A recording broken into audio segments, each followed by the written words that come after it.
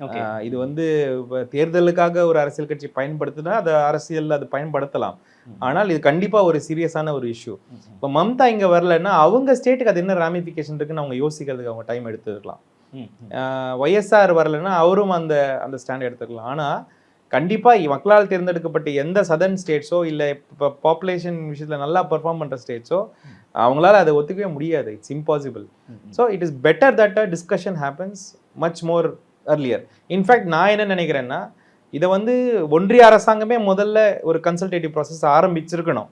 அதை தவிர்த்து விட்டு காஷ்மீரை டீலிமிட்டேஷன் பண்ணுறது, எதையுமே கண்டுக்காமல் இருக்கிறது, மக்களுக்கு அங்கே நியாயப்படி கேட்ட கேள்விக்கும் பதில் சொல்லாமல் இருக்கிறது, அப்புறம் வந்து வர இடங்களெல்லாம் வந்து அரசியல் தலைவர்களை வந்து இந்த கேள்வி டீலிமிட்டேஷன் பற்றி பேசுகிறவங்கள வந்து ஒரு மாதிரி நையாண்டி செய்வது, இதெல்லாம் வந்து பாஜகவுடைய ஸ்டேச்சர், ஒரு யூனியன் கவர்மெண்ட்டுக்கு இருக்கிற ஸ்டேச்சர்லேருந்து அவங்க விலகி போகிறதுனால இந்த மாதிரி எல்லாருமே பண்ண வேண்டியதாக இருக்குது.